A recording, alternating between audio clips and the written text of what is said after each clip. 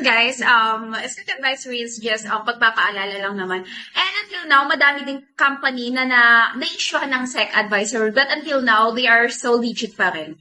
So, ayun nga, and until magkakaroon sila ng secondary license, parang katulad natin na malapit na tayo magkaroon ng secondary license. So, nothing to worry.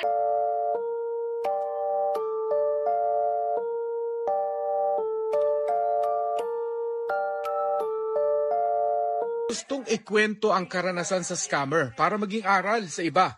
Nakita lang daw niya sa social media ang kaakit-akit na affordable investment ng isang kumpanya pero malaki at mabilis ang balik.